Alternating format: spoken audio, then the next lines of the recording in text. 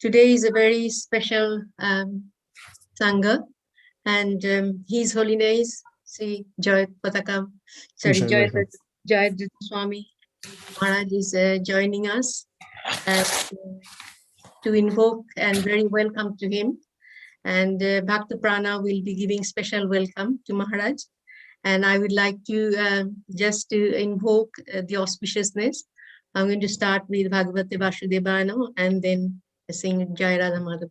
Thank you, Maharaj. Thank you very much for coming to our Sangha. It's our privilege. We are really fortunate today. Thank you so much. Thank you, Maji. Hare Krishna. Thank you very much indeed. Om Namah Bhagavate Vasudevaya. Om Namah Bhagavate Vasudevaya. Om Namah Bhagavate Vasudevaya.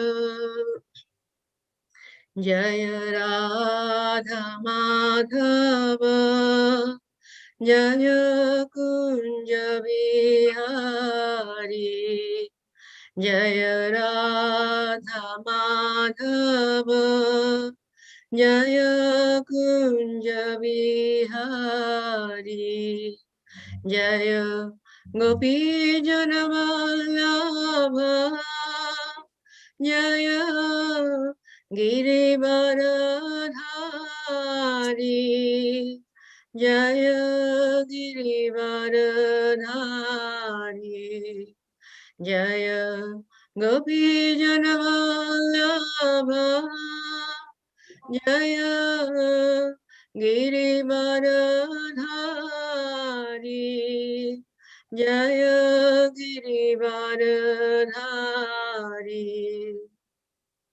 Yashodanandana Brajajanaranyana Yashodanandana Brajajanaranyana Yamuna Tira Vanachari Yamuna Tira Vanachari Jaya Radha Madhava Jaya Kunja Vihari Hare Krishna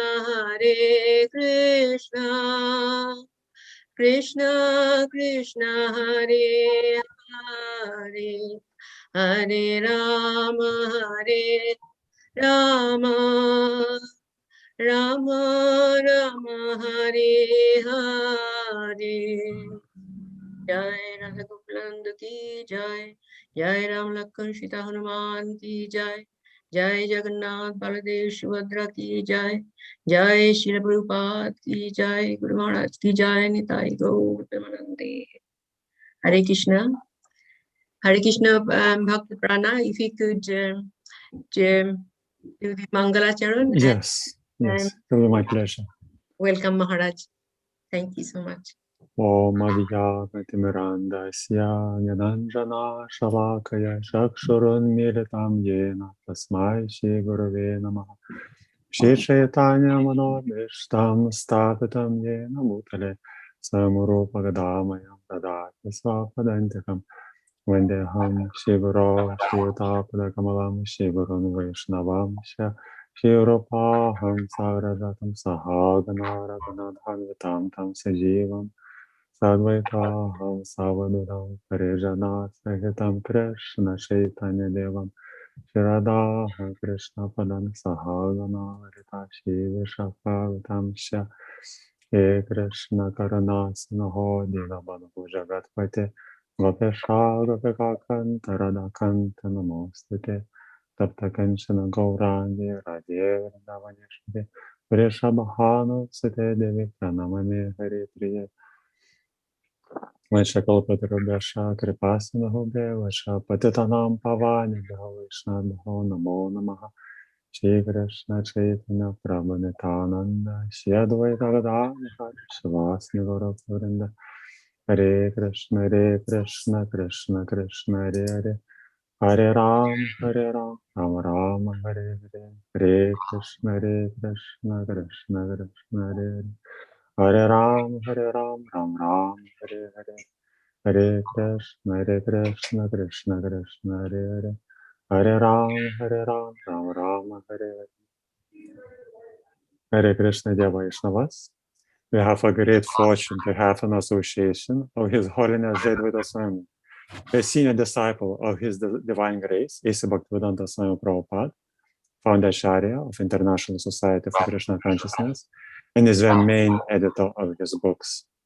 He received initiation from Srila Prabhupada in 1968 at the age of 18, and 10 years later he accepted the order of renounced life. He became a sannyasi. When for almost 30 years he was a director of BBT, which is the largest publisher of Vaishnava literature and especially focuses on books of founder Acharya, A.C. Bhaktivedanta Swami Srila Prabhupada. He is also a writer, published many articles in Back to Godhead as well as on his website, jswami.info. He also wrote a book, Vanity Karma, which won Benjamin Franklin Gold Award. There is so much more to say about His Holiness Jayadvaita Swami, but I'll finish with personal experience. I have met him about 28 years ago in Mayapur and was instantly impressed how knowledgeable he is. And since then, he made by far the biggest impact on my spiritual life. And for that, I will be eternally grateful. I may not be initiated by him, but he is my worshipable guru, life after life. So without further ado, please welcome His Holiness Jayadvaita Swami with real out the Haribols. Haribol! Haribol! Haribol! Haribol! Haribol! Haribol! Maharaj, it's all yours. Thank you very much, Prince. Hare Krishna. Namo Vishnu Padaya Krishna Preshtaya Bhutale Srimate Bhakti Vedanta Swaminiti Namane Namaste Saraswati Deve Gauravani Pracharine Nirvishesha Shunyavadi Pashtachadeshatarane Shri Krishna Chaitanya Prabhu Nityananda Shri Advaita Gadadhar Shri Vasadi Gaur Bhaktivinoda Panchakalpatarubhyascha Kripasindho Pyevacha Titanam Pavanebhyo Vaishnavebhyo Namo Namah Hare Krishna Krishna Krishna Hare Hare Hare Rama Rama Rama Hare Hare. Pranas, why don't you let me know about this Sangha and when do you meet and who comes? Just fill me in. Okay, we meet every 2 weeks on Saturdays in exactly this time. And we have such a close family. Sangha is such a wonderful relationship. And it's, of course, as usual, it's mostly Indian community, but we have quite a bit of different backgrounds, people, including me. And although most devotees are very sincere and wonderful devotees, but quite a lot of us are still beginners. And that's actually one of the reasons why I humbly requested Your Holiness, so you could kindly inspire us to be more serious about Krishna consciousness, so we would have this taste for it, so we actually would become genuine Vaishnavas. At least that's my goal, and I really, really want to facilitate everyone else. Thank you very much. We set as a topic transformation through the association of devotees. One time Srila Prabhupada said, I was told, that whatever advancement you've made in Krishna consciousness is 95% by association. The association is critical. Not only should we seek out, that's described in Nectar of Instruction. There are devotees who are more advanced. There are devotees on our own level. There are devotees who may be less advanced. So we should learn how to associate with devotees. A satsanga tyag, a Vaishnavachar. When one householder devotee asked Sri Chaitanya Mahaprabhu, what should be the activity of a Vaishnav? Then Lord Chaitanya said, a satsanga tyag, a Vaishnavachar. The quality of a devotee is he should give up a satsanga. What is a satsanga? Stri Sangi Eka Sadhu, Krishna Bhakta. One form of asatsanga is those who are attached to women for sense gratification, who live for that. And Krishna Bhakta, those who are not interested in devotional service to Krishna. Their association won't help us. Sadhu Sange Sarva Shastra Koi. Lavamatra Sadhu Sange Sarva Siddhi Hoy. All the Shastras are calling out, just associate with devotees. Associate with devotees, associate with devotees. Lavamatra Sadhu Sange Sarva Siddhi Hoy. Just by a moment's association with a devotee, one can get all perfection. Of course,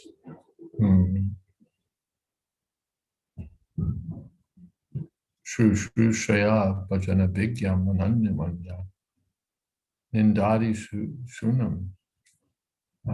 What is that? Nindari Shunya. Fitter Ipsita Sanga Labdva. In particular, we're advised to associate with, to seek out, eagerly seek out and serve a devotee who's advanced in Krishna consciousness, who's expert in Krishna bhajan, Krishna service, and who has no other business than to please Krishna.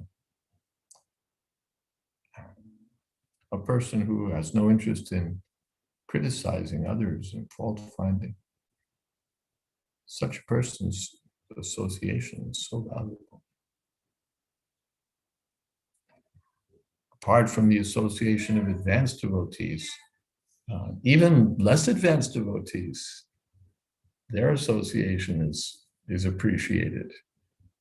Those who are on the equal level with us, we should make friends with and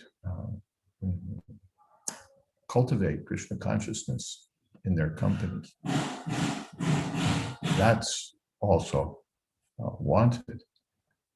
And even those who may not be very much to the standard, at least we should honor them in our minds. Krishneti yasya giritam manasadriyeti. They may not be initiated, they may not be following, but if they're chanting Hare Krishna, then we should be appreciative. Oh, he's chanting Hare Krishna. And at least in the mind, we should respect such a person. Oh, he's chanting. Dikshasti Chaitanya, peace. And those who are initiated, to them we should offer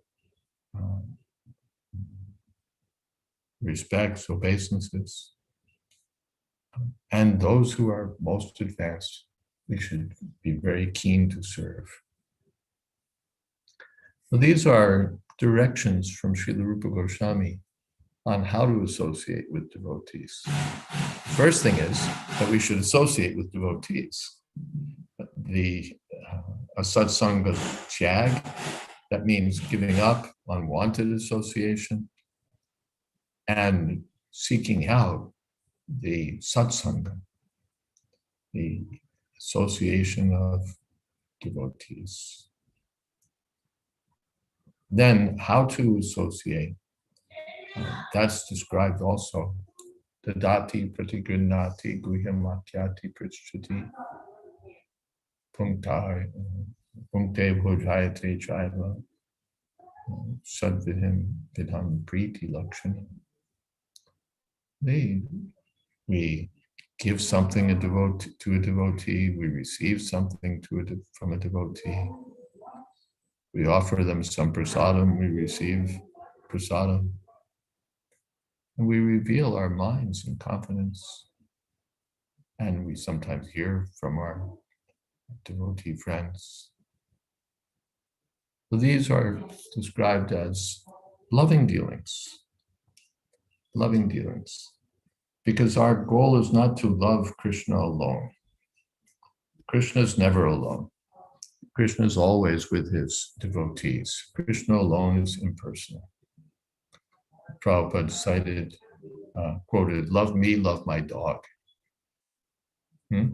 Prabhupada said, someone's walking with a dog, and you may not make friends with the man, but if you pat the dog, "Oh, what a nice dog you have."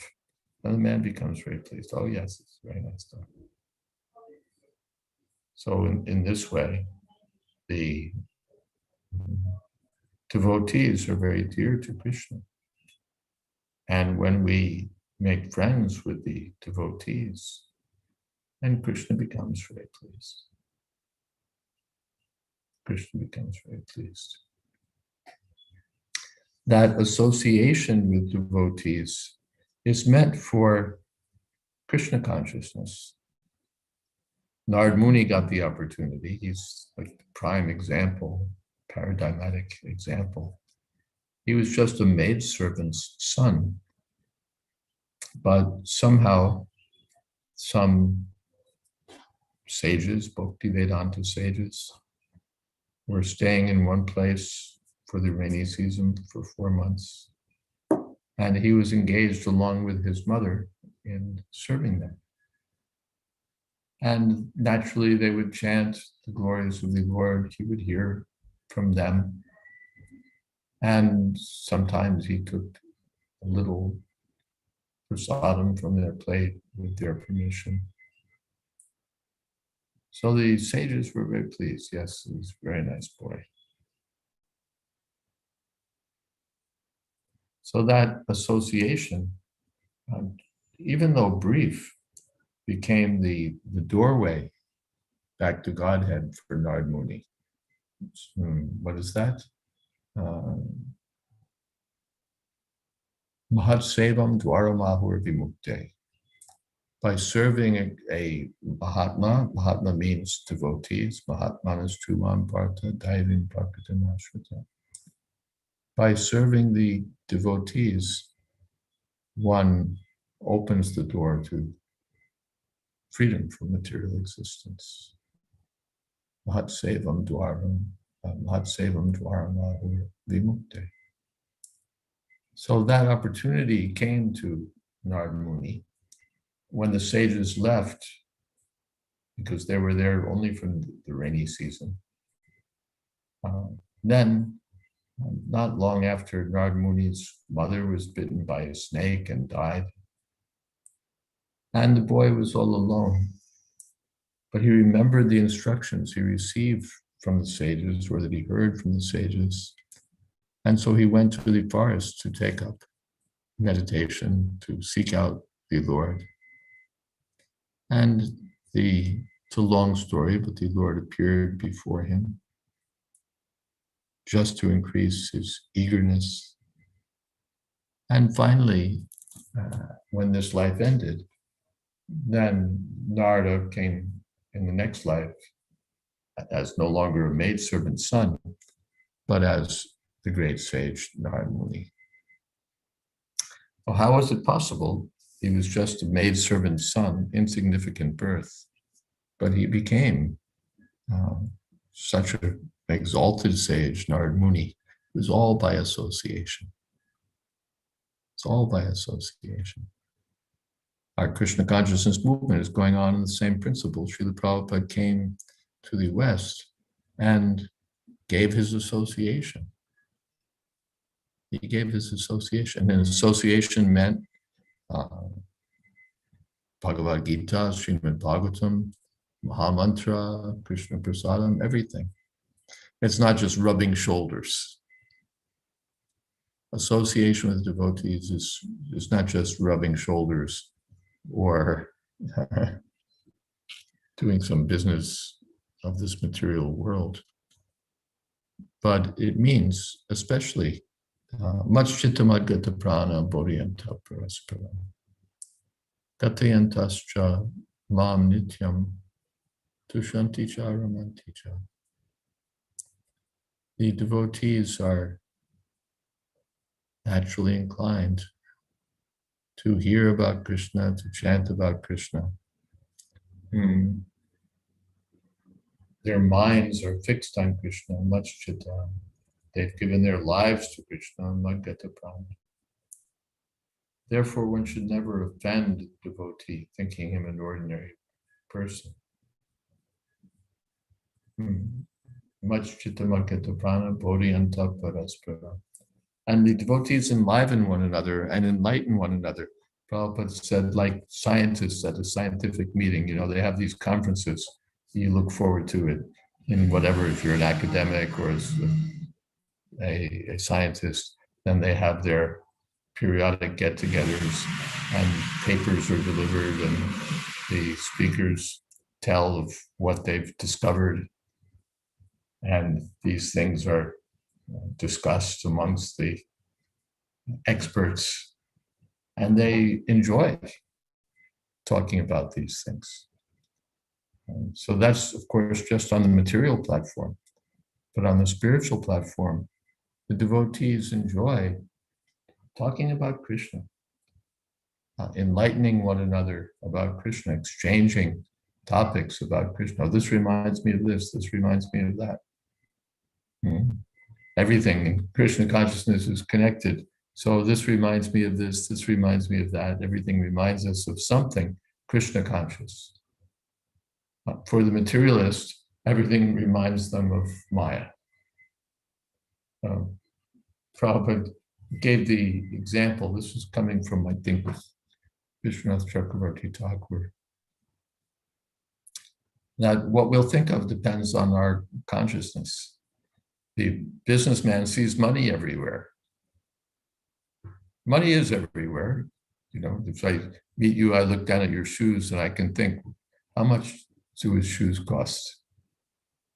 And I start to size up what kind of person you are. How much did he spend on how much on his shoes, on his car? And then I see, are there some business opportunities here? I see some opportunity to fill a spot in the market, or I meet someone and I think, oh, this person could help me in this, that. So everything's money.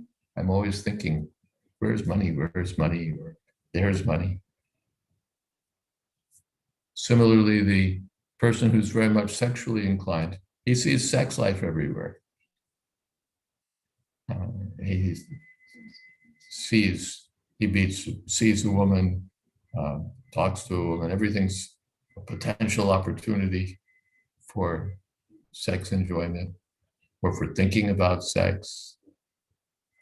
Or he enjoys meeting with his friends and making jokes about sex, talking about sex. Everywhere he goes, the whole world is about sex because he has sex consciousness, and the businessman has business consciousness, and the devotee has Krishna consciousness. It's a fact, money is everywhere. It's a fact, sex is everywhere. So those who are thinking of money, those who are thinking of sex, they'll find something to talk about or pursue. But for the devotee, Krishna is everywhere. Krishna is the factual background of everything. Aham sarvasya prabhavo mata sarvam pravartate. Everything comes from Krishna. So the devotees are always keen to talk about Krishna. Everything's an opportunity, something instructive, something enlightening. They see something that's serious Maya. That serious Maya reminds them of the nature of this material world and Krishna's instructions in the Bhagavad Gita. When there's some happy situation, they remember Krishna. When there's some miserable situation, they remember Krishna. Everything is meant for Krishna, because their consciousness is Krishna consciousness. When they don't understand something, then they inquire from other devotees. How should I see this? What are we supposed to think about this? How do we reconcile that? Or they're just putting out the wonderful things they've heard. They've read something in Shastra, they're eager to share. You're eager to share. So Narad Muni became like that because he got the association of the devotees. He was transformed from the son of a maidservant to the great sage Narada. And then Narada transforms others. Valmiki becomes a Vaishnav by the grace of Narad Muni. Prahlad, again, Narad Muni. Dhruva Maharaj, Narad Muni. So many. Even a hunter becomes a Vaishnav by the mercy of Narad Muni. The hunters are the most engaged in the most ghastly profession. And this hunter in particular was half killing animals. You know the story. Narad came upon him in the forest and saw that there were, he was half killing animals and leaving them to suffer and die. And Narada said, no, you please don't have kill them. Kill them if you want, but don't have to. So the hunter became influenced. When he first met Narada, Narada, just by his presence, released the animals that were trapped and injured. Just by Narada's presence, they were released. So normally that's not very happy business for the hunter, but the hunter saw that Narada was a very exalted person. So he wanted to do something. Can I offer you some animal skins? Can I offer? No, I don't need any animal skins. But there was some offering of service. And Narada asked him, if you want to, then you give up this half killing of animals. Kill them fully at least. Oh, why? This is nice, half killing. My father used to do this also. And I see the animals writhing in pain, and I get some happiness. No, you're making them suffer, you'll have to suffer. So the hunter came to understand the actual situation. And then he gave up his life as a hunter and became a sadhu, a pure devotee of the Lord. Yes. So the hunter became a Vaishnav by the grace of Narad Muni. So many. And the people were astonished that a hunter has become a Vaishnav. Chaitanya Mahaprabhu, not Chaitanya Mahaprabhu, Narad told him that you just sit on the bank of the river and worship Tulsi, and I'll send you whatever you need for your maintenance. And because the Narad had told him, you break your bow. So he did it. And then when people came to know that there's this hunter, he's become a Vaishnav, they became curious to see the hunter Vaishnav. So they would go see him and they would naturally bring some contribution. That's the duty of anyone who visits a saintly person. So they would give something. And when Narad Muni came back, then that incident, Narad has a friend, Parvat Muni. So the two of them were traveling, and Narad said, I have a disciple nearby. We can go visit him. Yes, all right. So when they came to the place where the hunter was, the hunter saw them, and he began running to offer respect to his Guru Maharaj, but he was like hopscotching, going in on a crooked path. So then he finally reached Narad and Parvat. He offered his obeisances. Yes, very glad.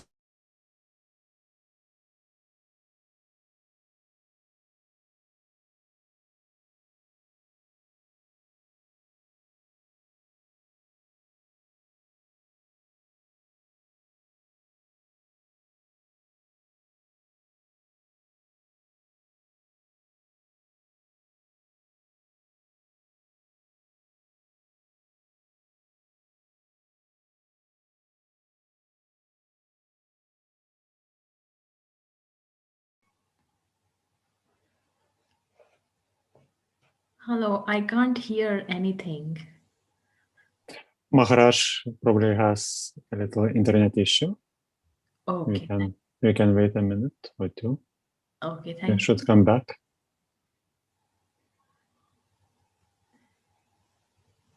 Thank you. While we are waiting, I'll tell a quick story about Jayadvaita Maharaj. Maharaj was giving a lecture, and one Ritvik joined the class, and he was listening to Maharaj, and he was thinking, what kind of rubbish he is speaking? He wasn't saying anything, just thinking to himself. Jayadvaita Maharaj looked at him and said, you may think it's rubbish, but it's right here in Shastra. And that guy was so shocked that Maharaj could read his mind. He dropped all his Ritvik nonsense and became a Vaishnava. There are so many stories like that with Maharaj is absolutely amazing. True Paramahamsa.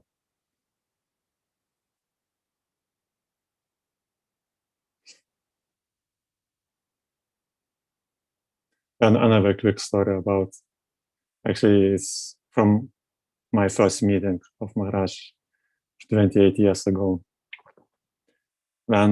Because usually in ISKCON there is this conception that all of us will go to Goloka Vrindavan. It's kind of a theme. So I was asking Maharaj about that. So he said to me, you don't know from where you come from. So I was totally green. I didn't get the point. So I and ask again. The same theme. Then we will all go to Goloka Vrindavan. And Maharaj looked at me and said, to get through the thick skull of man, he repeated 3 times. You don't know from where you come from. You don't know from where you come from. You don't know from where you come from. And then it finally hit me. I don't know from where you come from.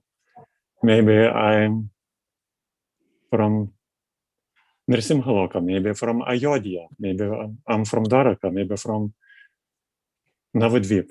I don't know. That was his point. And since then, I always remember that.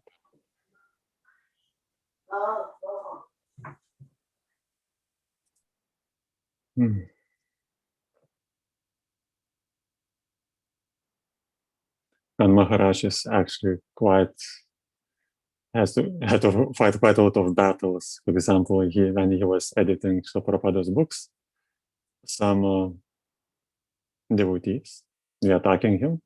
How can you edit? Its books are sacred. You cannot edit. But he said, it's my duty. That's what Srila Prabhupada told me to do. And Jayadvaita Swami just texted me. He's reconnecting, so he will be back soon.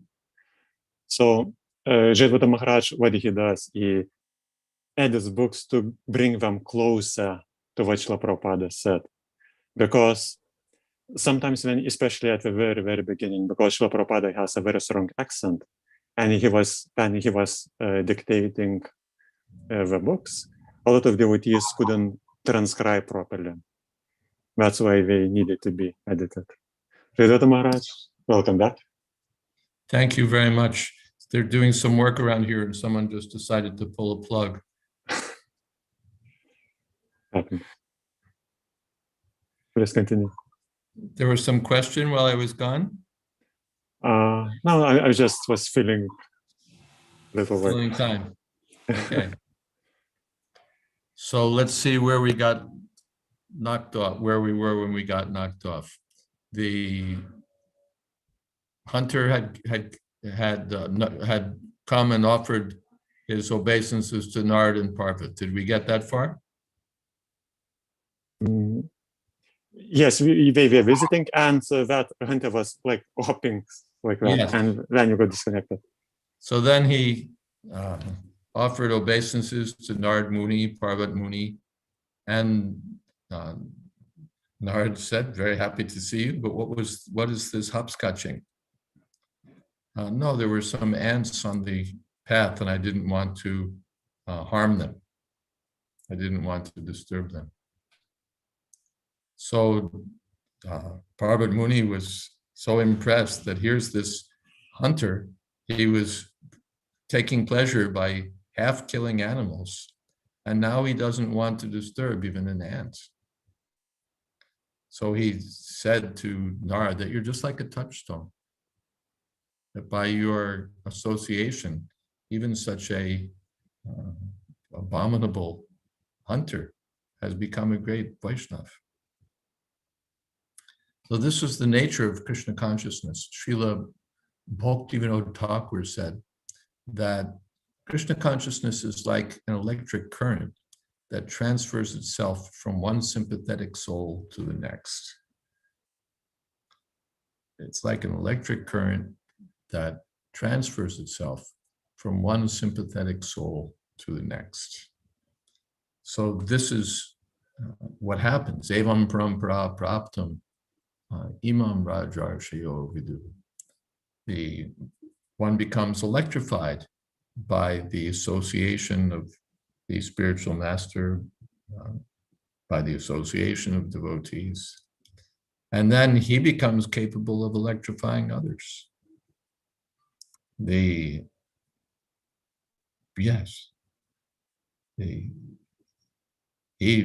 becomes electrified, and he distributes Krishna consciousness or communicates Krishna consciousness to the next person. Then the next person, next person, next person.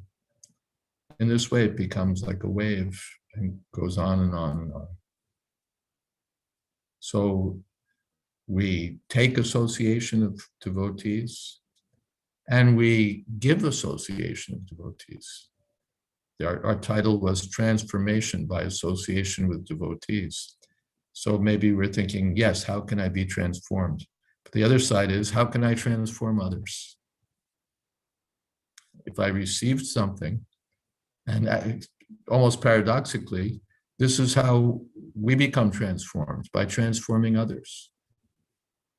The more that we can share Krishna consciousness with others, the more we can distribute Krishna consciousness to others, the more we become Krishna conscious.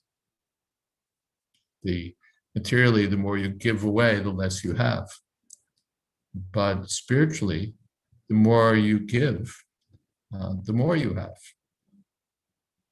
So Nard Muni is our, Prabhupada said, the head of our sampradaya, from one point of view.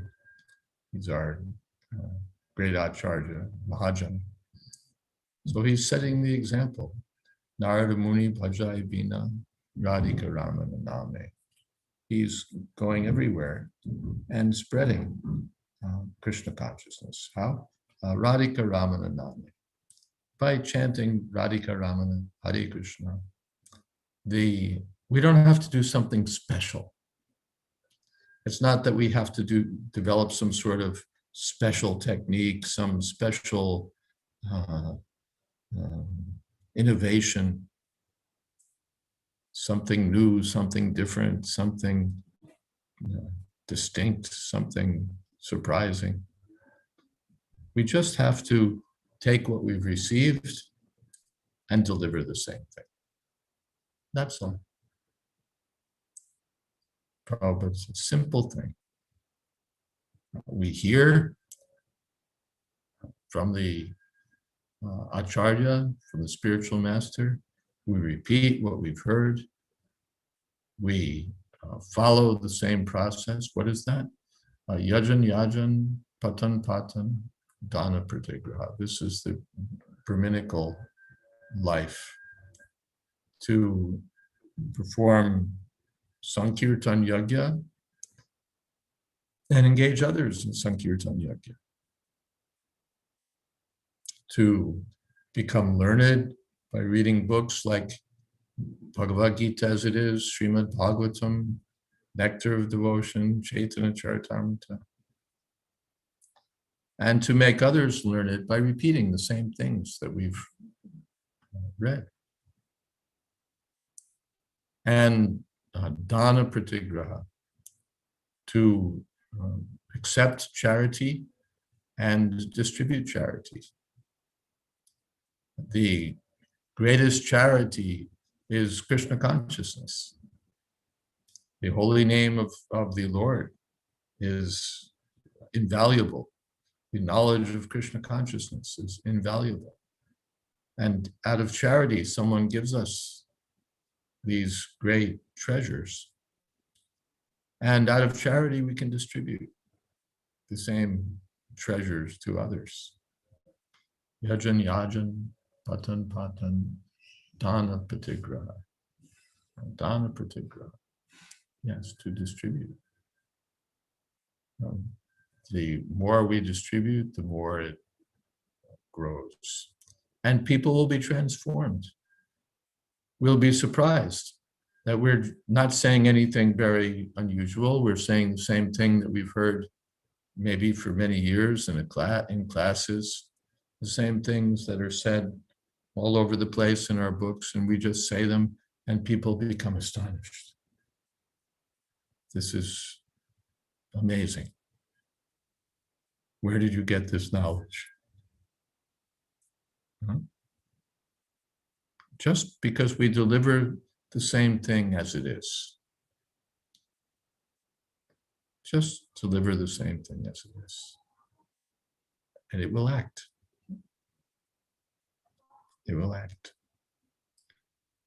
So the message of Krishna, the holy name of Krishna, simple thing, just chant sincerely. We don't have to be great musicians. We don't have to put on a big show. If we just chant sincerely, then sincere people who hear will have a change of heart. Sincere people who hear will have a change of heart. Because the potency is not in our wonderful voice or our wonderful abilities as musicians. The potency is in the holy name of Krishna and pure consciousness. One time, Srila Prabhupada was talking about the Sankirtan party, the chanting party. And he gave some direction that there should be a dancer in front, and there should be this many kartals and this many mridangas, this many dancers, and there should be flags, and there should be this and that. And he said, and the most important thing is that every member of the Sankirtan party should be a pure devotee. The most important thing is that every member of the Sankirtan party should be a pure devotee. But that's the real thing. Pure Krishna consciousness delivered as it is. It will act. Chaitanya, one time, Srila Prabhupada was sitting in his room in 26 Second Avenue in his apartment in the back. And Jadurani was sitting in the next room painting a picture of Varahadev. We've just passed the appearance day of Lord Varahadev. So he's painting the picture of Lord Varahadev. And a letter came from Montreal. We only had maybe 3-4 temples at that time in all of ISKCON. So one temple was in Montreal, and there was going to be a World's Fair there. And so the temple president requested Jadurani, if you could please send a painting for us to use and display. So she asked Srila Prabhupada, that what painting should I send? Prabhupada said, you can send that one. Swamiji, I don't think they'll understand Lord Bohr. Prabhupada said, they may understand or not understand, and you can send it. He said, just like Chaitanya Mahaprabhu, he went to Varanasi, and he said that I've come here with bearing lots of fruits. He said, I've come to distribute fruit. He said, and if no one buys the fruit, he said, then I can take it back. He said, but everybody bought it. Everybody bought it. The Krishna consciousness movement, the vibration of the holy name of Krishna, these descend from the spiritual world. Golokera Premadhan Harinam Sankirtan. They're coming from the spiritual platform directly. So if we just put it out there, fortunate souls will be attracted. The fools, what can be done? Even they may be attracted. Prabhupada, another time, he said, you go with your kirtan party and chant Hare Krishna, and some man is hearing, and he's thinking, what are these nonsense doing? He said, but because you're going every day, every day, every day, he's hearing. So one day he thinks, this nonsense is nice. Let me be nonsense like this also. The chanting will act. The chanting will act. Today or tomorrow. Maybe not all at once. Maybe it may seem sometimes that nothing is happening, that there's no progress, there's no result. But if we sincerely make the attempt to understand Krishna consciousness and spread Krishna consciousness, it will act. It will act. So elsewhere Prabhupada quoted, or many times he sang, what is that? Tandera Charana Shevi Bhakta Shanipas. We should serve the lotus feet of the acharyas, and we should always stay in the association of devotees. Srila Prabhupada cautioned, he's never leave the association of devotees.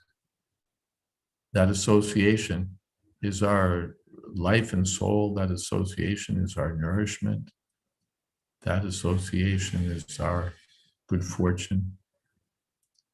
So we should always be keen for that association. Narottam Das Thakur, Ramachandra Sanga Mage Narottam. Always eager for the association of devotees. So, and that association means service also. Sometimes it's not like making ordinary friends. The essence of association with devotees is service.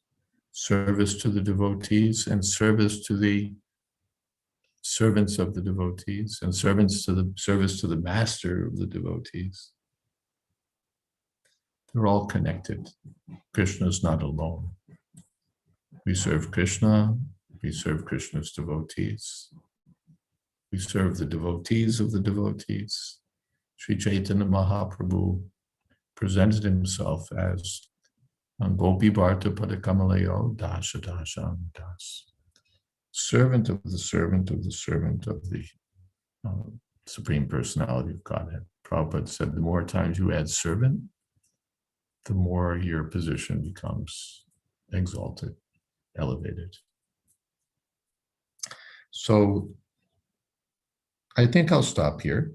I know we're starting questions at 2:10, but I'm going to leave more time for questions so that whatever you might like to ask or express, if you've got some thoughts or some questions, you can do that. We'll leave a little extra time.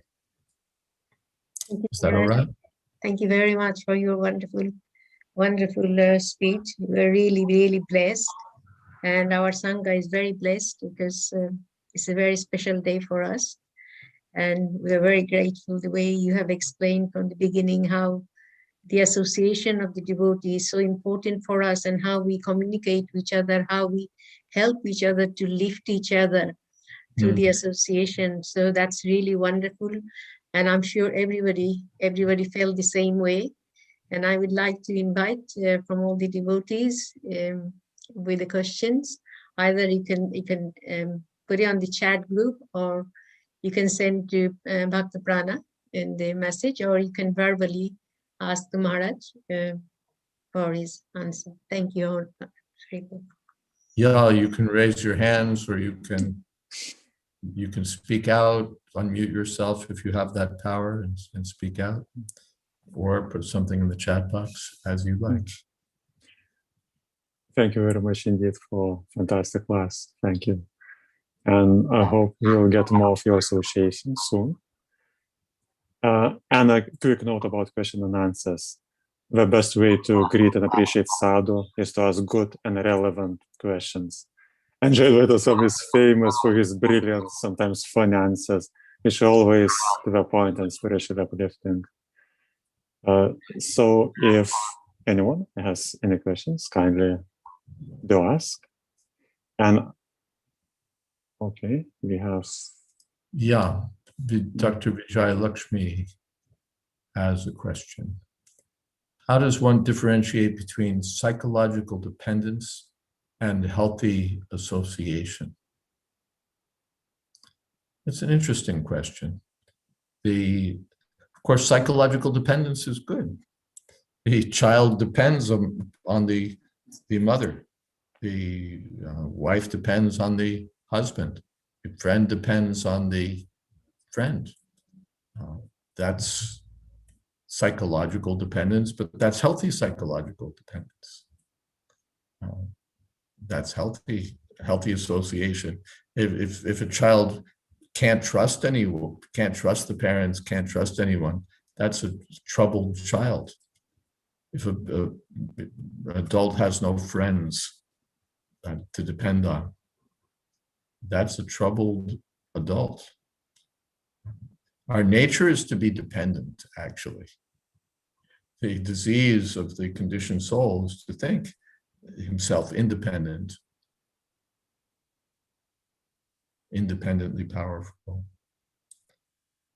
Or this takes different shapes. He wants to exploit others. He wants to suck energy out of others for some material advantage or need.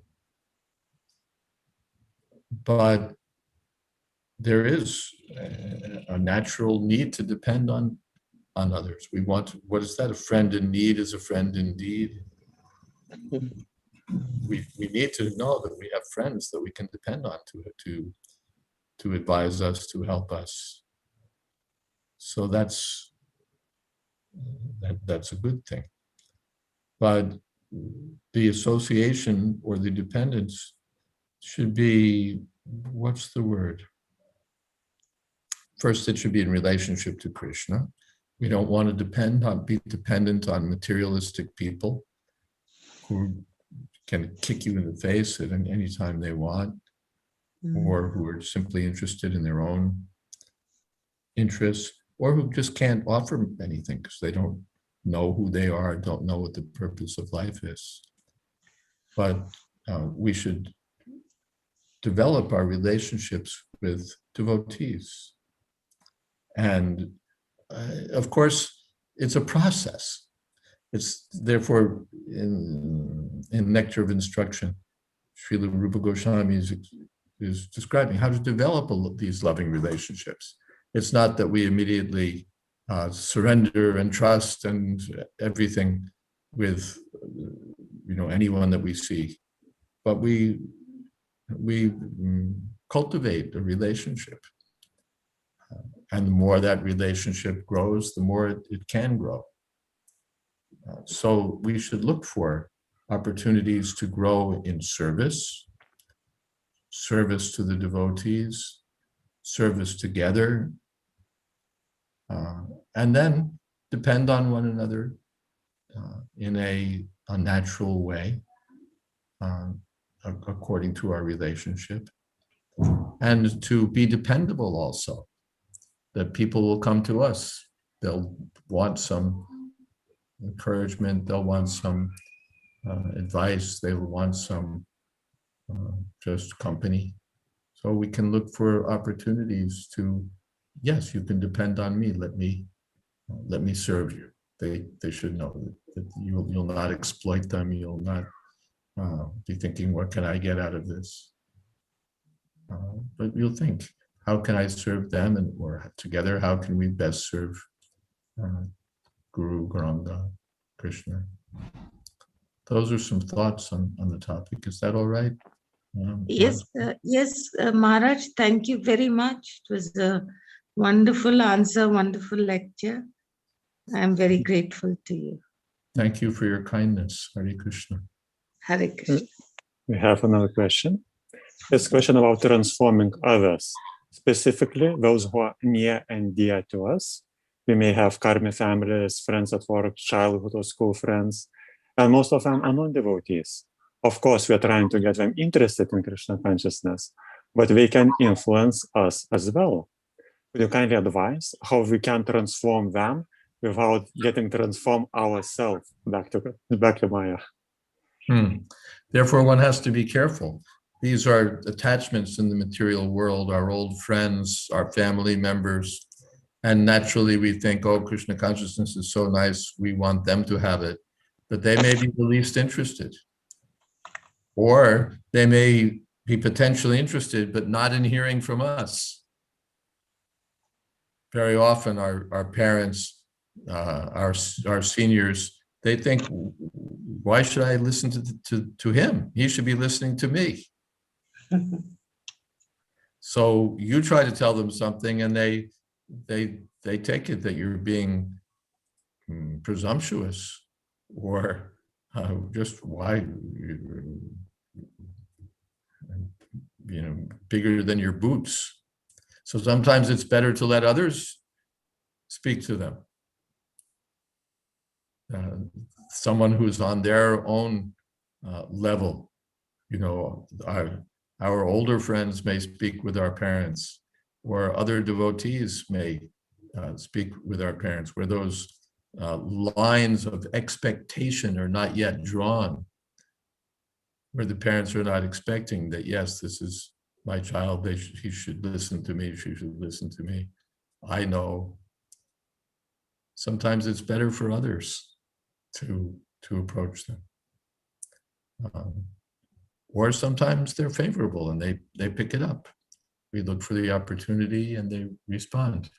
One has to be a little careful, as you asked in the question, that we want to do something for us, for them. They want to do something for us, namely pull us out of this preoccupation with some spiritual something or other and bring us back to reality, bring us back to Maya.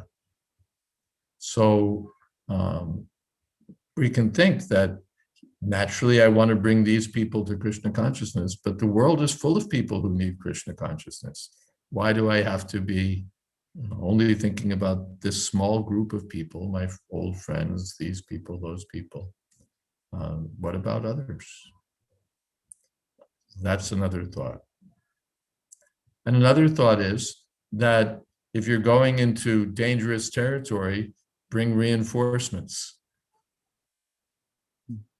If you're going to visit some old friend or some relative, bring another devotee with you so that you have spiritual support. It's not just you and your material counterpart, but it's you have more strength I think it's an axiom in war that whoever has, all other things being equal, whoever has the greatest number of soldiers wins the battle.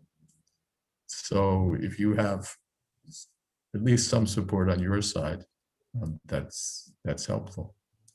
Or invite them to come to a festival, invite them to come to the temple, where they'll see more than just, little you talking to them and trying to persuade them of something, but they'll get the whole, real injection of Krishna consciousness. They'll hear the chanting, they'll meet devotees, they'll get prasadam, they'll see the deity, so many things will come. So you can do it that way also, rather than you going out to them, let them come to you and get the whole impact of the spiritual environment, the spiritual world. And that's another thought.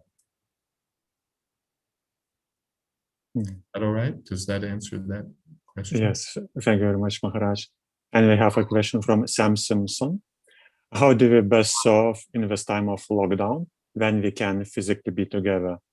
I'm not sure what exactly she means by serve, but I assume it's like service which we usually do with other devotees, but currently due to COVID, we can't really serve together. People are finding that they can do more service in this environment. There's so many opportunities. Of course, online tools give us so much access to just about everyone. Either people we want to reach or colleagues we want to collaborate with, devotees we want to hear from or be with. All of these things are available online. Plus, if you're staying home, as many people are, locked down, then it's an opportunity to conserve your time and use it well. There's so much you can do in devotional service right now. You can be a little thoughtful, reevaluate your priorities, reevaluate how you're spending your time, reevaluate the effectiveness of what you're doing to cultivate Krishna consciousness or spread Krishna consciousness, and use the time, use that opportunity thoughtfully. We were talking about Narad Muni. He met the Bhaktivedantas during the rainy season. The custom is that in the rainy season, the sannyasis or sages who are traveling all over the place sit down in one place because the rains make it impossible unrealistic to travel. When the rains come, those who are Indians know, the monsoons come and everything becomes difficult. Travel becomes impossible, so many things. So they sit down in one place for those 4 months, Chaturmasya Vrata. So that time is actually in many ways very favorable for spiritual cultivation. It's favorable for those with whom they stay, of course, and it's favorable for the practitioner. One time I was with His Holiness Bhakti Charumaraj in India. I think I was on Padayatra maybe, and we met together. Perhaps it was in Bengal somewhere, maybe Calcutta. And I was saying to Maharaj that the rainy season is so inconvenient, because in the rainy season, not only do the rains mean that it's difficult to travel and all of that, but like your cloth doesn't dry. You hang it up on the line and it doesn't dry. In the summer, it dries in 2 minutes. In the rainy season, it hardly dries. And in the rainy season, appetite is also affected. Digestion is affected. So in the winter, you have a big appetite, but in the rainy season, it's kind of like the fire is weak. That happens in the rainy season. So I was saying to Marge, the rainy season is not so much fun, it's a little difficult. And Marge told me, he said, it's my favorite season. He said, it's my favorite season. And why? He said, because in this season, you become more philosophical. Right? When you can't travel all around, and when you can't just eat as much as you'd like, and when your cloth doesn't dry, and when so many inconveniences are there, you become naturally more inclined toward philosophy. He quoted a verse by Rabindranath Tagore. I don't know the verse, but he recited it in Bengali, and I could understand that the language was very expressive. But it to the effect that when those dark clouds are there, and the whole atmosphere of the rainy season is there, then that's a time of a special time for reflection, special time to be reflective, to look within oneself. So Marge said it's my favorite season. So this pandemic lockdown is something like an extended Chaturmasya. And we see devotees are sitting down, and they're taking advantage of the opportunity to study and to read, and then to speak, and then they speak online, and you can get their association, anyone that you want, practically from anyone in the world, their association is available.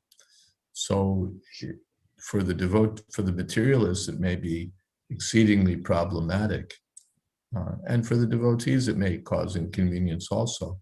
But it gives so much in the way of advantages for the Krishna conscious person.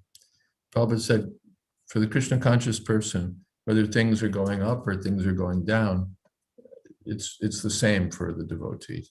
Prabhupada gave the example that a businessman, whether the market is going up or the market's going down, it's fine for him.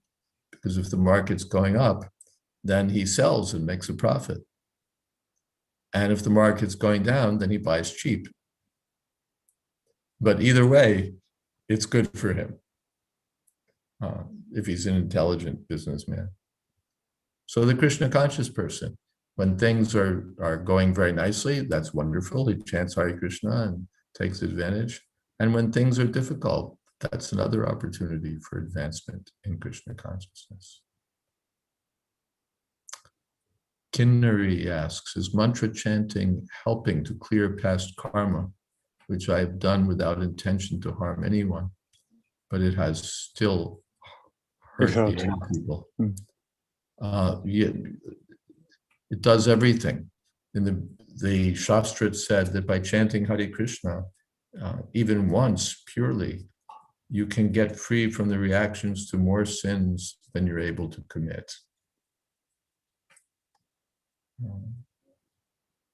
More sins than you're able to commit.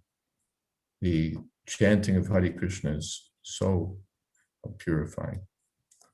The Prabhupada, in the Nectar of Devotion, Srila Rupa Goswami is given a verse to the effect that if a person is chanting and dancing before the deity, clapping his hands, chanting and dancing, then all the birds of sinful reactions fly away from him.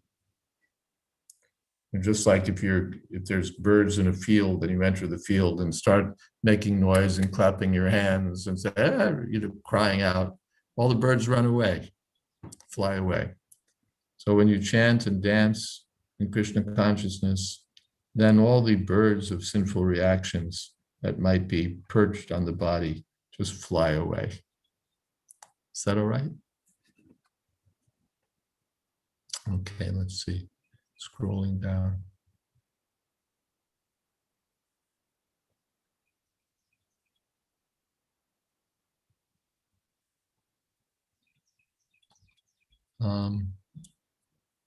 Vrindavan Vilasini on Sunday the 21st, I guess that's March, a meeting regarding, you can drop me a note, but I have to say that I'm cutting way back on meetings, because the wonderful thing about Zoom is that you can reach out to the whole world. But the other side of it is that the whole world can reach out to you. So I'm getting so many invitations that it's becoming difficult for me to do the things that should be priority work for me. So especially when there are programs in the morning, because that's the time when I can get things done. But that's the time also when so many programs are scheduled. So you can drop me a note if you like, but I may have to decline your kind invitation. You see, that was a direct message to me. Anyway, Mataji, that would be my answer. A good devotee should always thinking of being a servant of servants. Should a devotee be thinking about type of devotees? They're like Kanishta, Madhyam, Uttam. Yes, in that we serve them differently. We serve them all. We want to serve the beginner, the devotee who's more advanced, the most advanced. But when you read the nectar of instruction, you find that there are different ways. For the person who's less advanced than us, we should be merciful. For those who are on our same level, we should be friendly. For those who are more advanced, we should be submissive and eager to hear from them. So it's not that, no, I only associate with Uttamadhikaris, not with Kanishtas or Madhyams. We should be eager to associate with devotees from the full spectrum, but in different ways. In different ways. We should be merciful to the less advanced, friendly with the equals, and submissive to the most advanced. Is that okay? There is another question. For a new devotee, it's hard to know whose association can lead to life-changing transformation and who may lead them even away from Krishna consciousness. So how to distinguish good association from bad association in devotee community? See who's following the regulative principles, first of all. If they're not chanting regularly, not following the 4 regulative principles, then we have to be very careful. One time,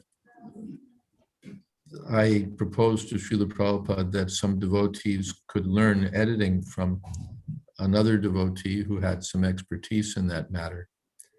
And Prabhupada said no.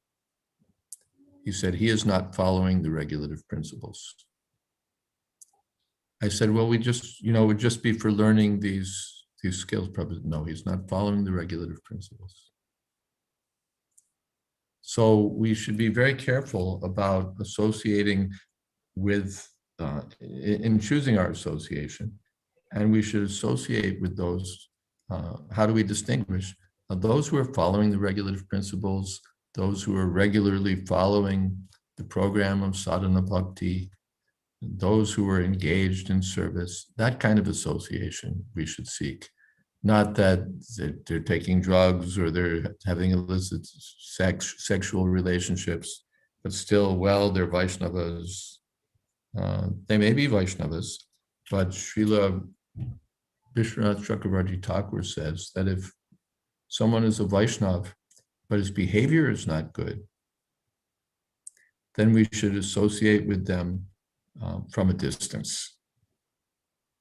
We should offer them our respects within our minds, but not intimately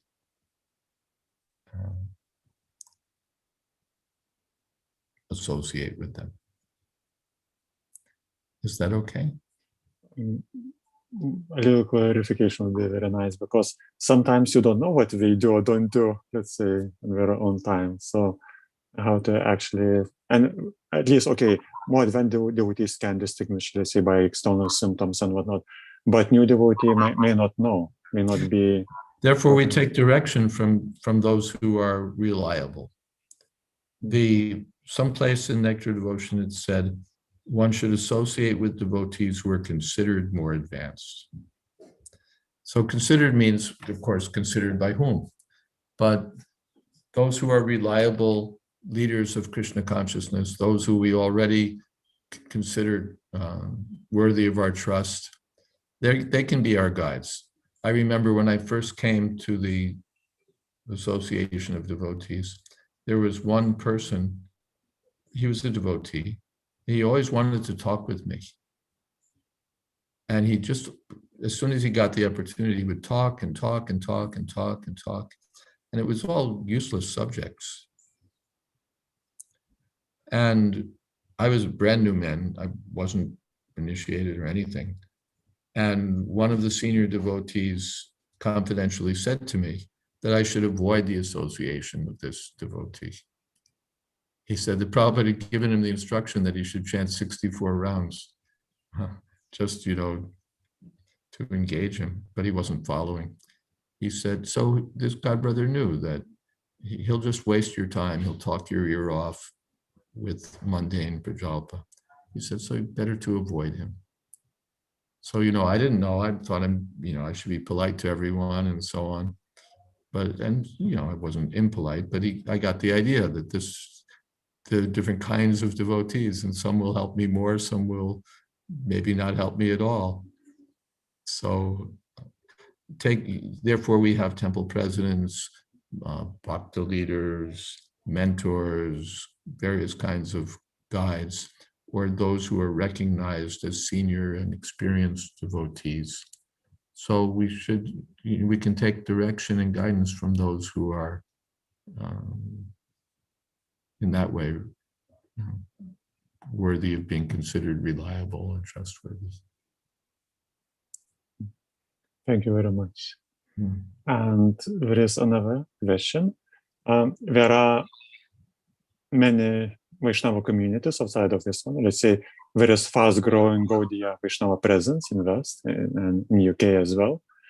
What would be your suggestion about associating with their members? With other spiritual societies, other Gaudiya Vaishnava societies? Yes, and our sampradayas as well. Yes, we may, but very cautiously, because sometimes there are agendas there. Sometimes the members sort of look upon ISKCON as a good resource for pulling human resources. We need men, so we can get them from ISKCON. We need money, we can get it from ISKCON. We need this or that, we'll get it. So sometimes there are agendas there. Or sometimes things are simply taught with different priorities.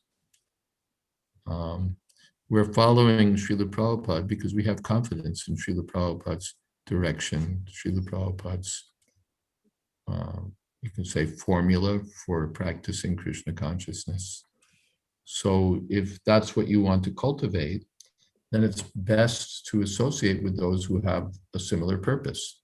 Others who also want to follow Srila Prabhupada, others who also want to serve in Srila Prabhupada's society, others who also want to practice things and understand things the way that he gave us. And there's no rule that the whole world has to do that. Other people have their spiritual guides, their spiritual masters. So we're happy that they're following, but we may not intimately associate with them very much. It's said by the acharyas that one should cultivate Krishna consciousness in the company of like-minded practitioners. And the Gaudiya maths generally follow that same principle themselves. If you go to Mayapur, if you go to different places, you'll find that it's not that everybody, that it's just, one big open scene. But it's, it's like when you're at home, then you sort of kick back, you're very free, you're informal and everything's easy. But when you go out to some other place, then you're a little more careful, you're a little more formal, perhaps, you're a little more reserved about talking about anything and everything that might be, not meant for everyone. We may appreciate, we may go, but with a little more care, especially if we're not very experienced. The more experienced devotees will know, here's a group that is better to avoid. Here's a group that's very affectionate and helpful. Here's an individual who, has, will be difficult to relate with properly. Here's a simple-hearted person who will be very nice to get the company of. So those waters are a little more complex, and so it's good for us to be guided by senior devotees, or even to associate in that way in groups.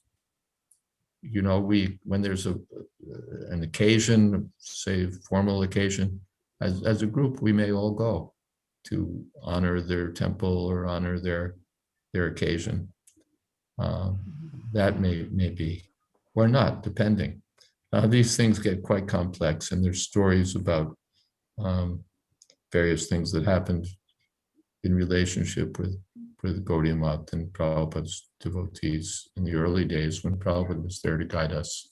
Of course, times have changed since then. But in these matters, which can be a little more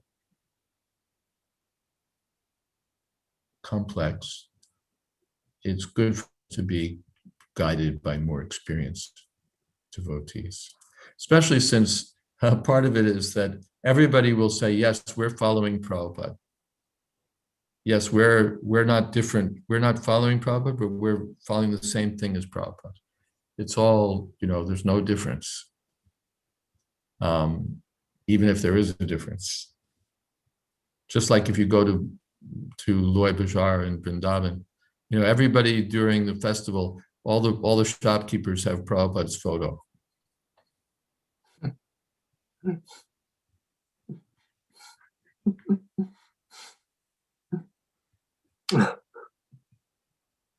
Right? Yeah. So it doesn't mean that photo is not there because they've dedicated their life and soul to Srila Prabhupada. It's there for other reasons. So one just has to be to learn and what is what, so that we can appreciate properly. We appreciate the shopkeepers. They're Brajbasis, and they can sell us very nice things and sometimes charge very good, reasonable prices. And it's not that we're against the shopkeepers, but we know that when they put up that picture, it doesn't mean that they just want to serve Prabhupada and just want to serve us. They're shopkeepers after all. And then there are those who, who have been in Vrindavan. They may be shopkeepers or something else, and they really do want to serve. They really do want to serve. And in any case, we don't want to offend anyone. So all of these things take a little maturity, a little combination of broad-mindedness and open-heartedness, and at the same time, shall we say, savvy, the ability to size up what's what, to understand what's what, so that we're not naive and taken advantage of. So when we have that kind of proper training, proper guidance, then we can best appreciate the association of those who are beyond the limits of our own group. and interact with them in a nice way, a proper way, a loving way, and not, and at the same time, not get sucked into something that we wouldn't want to be sucked into. Even if there are no ill intentions on the other side, just maybe incompatible with what we're trying to cultivate in our own spiritual life. So a little, yeah, it's for grown-ups, you might say. You know, it's for the newcomers. It can be confusing. So best to be guided by senior and experienced, advanced devotees. There are many wonderful devotees out there. It's not that only nice devotees join ISKCON. There are many wonderful devotees who are in other societies. But we just need proper guidance to understand what's what. Thank you very much, Maharaj. And Prajana Prabhu, you're unmuted. Maybe you have a question for Maharaj. Yes, if I may. I remember hearing about how Srila Prabhupada in India, he would get sometimes, and though he was present, he would get some of his disciples to speak instead of himself, actually. And how can we see this? Though he was there, he would then say he'd get one of his disciples to speak into a group of people. How to understand this from your experience? Well, he may have had different reasons. One is sometimes just for his health, you know, you do it. Sometimes there'd be too many engagements, and ask someone else to speak. Sometimes he might want to see, how are they doing? If they speak, what will they say? Just like, you know, the teacher knows everything and can say everything, but they'll ask the student, you please speak to the class about such and such. So it's good for the student, he learns how to speak, and the teacher also gets to see, what has he learned? Yes. You know, and to correct him maybe, no, that's not exactly right.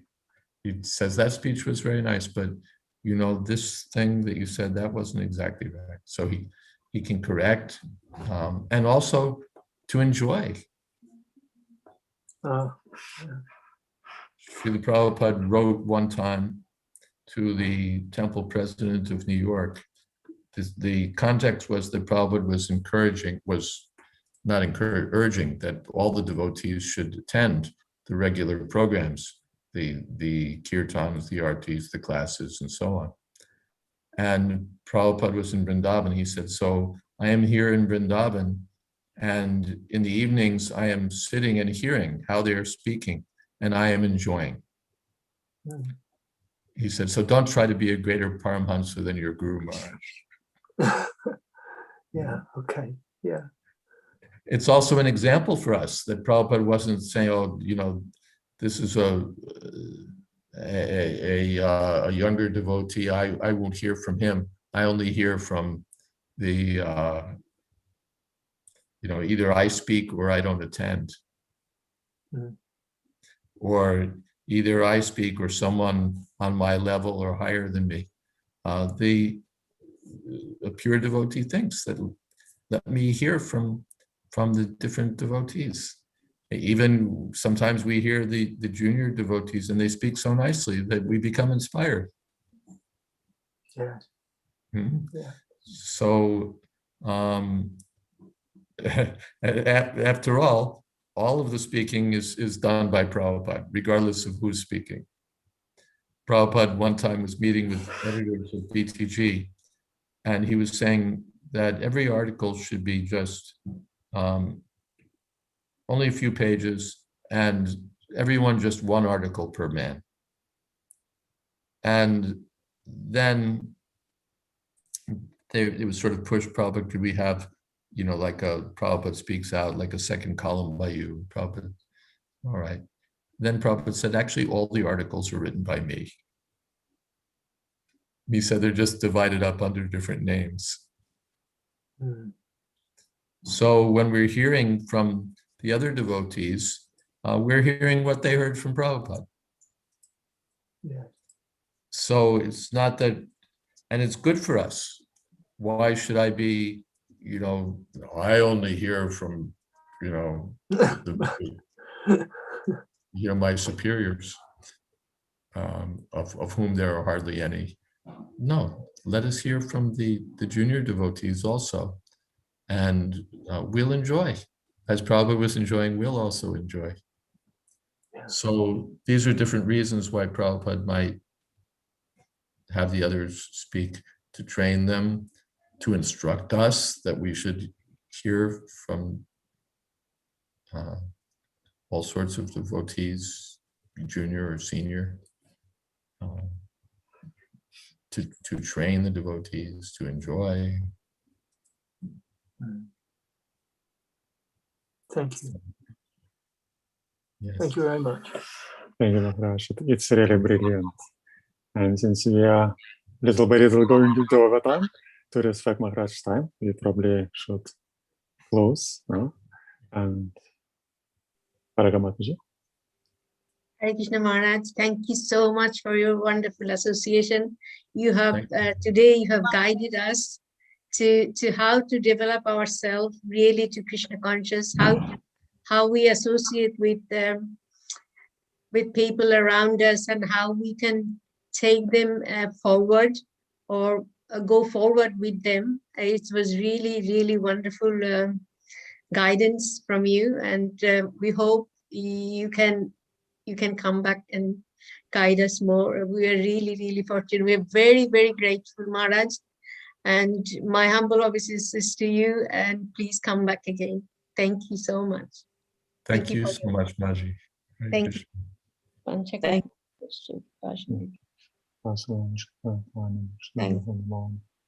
Hare Krishna. Hare Hare Krishna Maharaj. Ah, there's that thief. Hare Krishna, Hare Krishna. Nice to see you. Nice to Nice see to you, see you, Maharaj. Hare When are Krishna. you coming here? When can we serve you? Let us see what Krishna has in mind. Are you Let us see. keeping well, Maharaj? Are you keeping well? Yeah, doing all right. I just got my second COVID shot yesterday, so. Wow. Yes. Yes, I hope had my not. first one, but I'm waiting for the second one in 10 weeks. Mhm. But I relived my COVID symptoms, when I got my first shot. Yeah, I thought, yeah. oh God, this is horrible. Well, what to do? Material world, there will always be something, but maybe if we take the shots, it won't be COVID, it'll be something else. Something else. Sure. Yes, Maharaj. It was really nice to take your darshan, accept my Dandavat Pranam, Maharaj. Hare Hare Krishna. Krishna. Thank Nice you to see you again. Hare Nice to Krishna. see you. so much, And I Maharaj. see a note from Krishna Purna also. Yes, she's here, hopefully. Yes. Hare Krishna. Thank you. Hey, Hare Krishna. Thank you all. So, there. We pray nourishing prayer Yes. now by Prajana Prabhu. If you could lead the nourishing prayer, please, for us. Thank you so much. Hare Krishna. Okay. Namaste Narasimhaya Prahlad Dayane Hiranya Kashipu Akshaya Srila Tanka Nakalaye Ito Nisingho Parato Nisingho Yato yato yamita to nishinho. Paye nishinho. Hiraye nishinho. Narashinha madim. Sharanam prapade. Tavakara kamala vare. Nakam. Abuta shinam.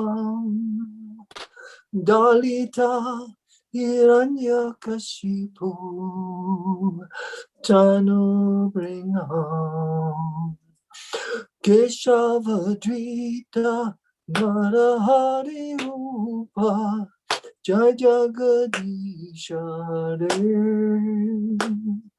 Jaya Jagadishare Jai Jagadishare Jaya Nrsimhadev Jaya Nrsimhadev Jaya Nrsimhadev Jaya Nrsimhadev Jaya Pralab Maharaj Jaya Pralab Maharaj Jaya Pralab Maharaj Jaya Pralab Maharaj Shri Nrsimhadev Bhagavan Ki Jai. Jai. Shri Pralab Maharaj Ki Jai. And all the Vanchakalpa to Gopisindu Vyevata Patitam Pavana Bil Vaishnava Bil Namo Namaha. Thank you very much, Maharaj, for your wonderful class. Thank you. Hare Krishna. Maharaj, you're muted. Maharaj. Thank you, Prayogan Prabhu. Thank you to all. Hare Krishna. Hare Hare Krishna, Krishna. Maharaj. Please come back. It was so wonderful to have you. It was brilliant. Thank you. Thank you for inviting me, Promise. Thank you so much. All glories to Srila Prabhupada. Prabhupada. Hare Krishna Maharaj. Hare Krishna. Youngest audience. Thank you, Maharaj. Haribol Maharaj. Thank you, Maharaj. Hare Thank you, Krishna. Maharaj. Dandavat pranam. Thank you. Hare Krishna. Hare Krishna. Hare Krishna. Maharaj, Hare Krishna.